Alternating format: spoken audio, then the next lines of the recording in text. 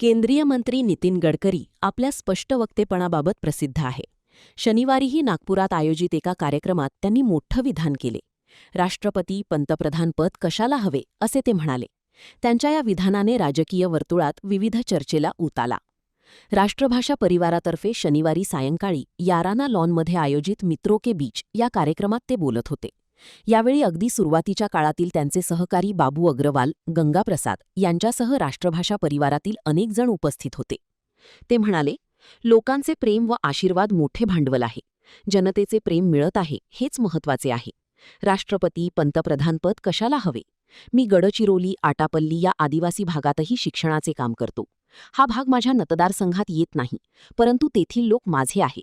आपल्याकडे सर्वजण आपापले बघतात. माझे राजकारण सत्तेचे नव्हे तर सेवेचे आहे.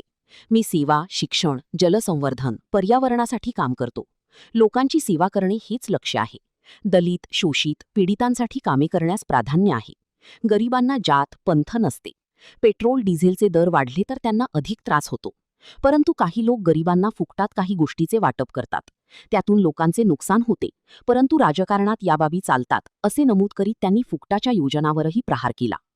देशात जे प्रदूषण होत आहे त्यापैकी 40% प्रदूषणासाठी वाहतूक मंत्री म्हणून मी जबाबदार आहे. प्रदूषण नियंत्रणात आणण्यासाठी तणसापासून इथेनॉल तयार करीत आहे. कचऱ्यातून बायो-सीएनजी तयार केले जाणार असून महापालिकेचे वाहन चालतील. तणसापासून डांबर तयार केली. इलेक्ट्रिक बस, दुचाकी आणली. 15 वर्षे जुन्या ट्रकला जेवढे डिझेल लागते तेवढ्यात आताचे 3 ट्रक चालू शकते. नव्या तंत्रज्ञानामुळे बचत होते. इथेनॉलमध्ये पाणी टाकल्यास गॅस तयार होतो. यातून स्टोव्ह, गॅस तयार होत आहे. आता विज्ञान शिकविण्यासाठी पुढाकार घेत आहे, असे गडकरी म्हणाले.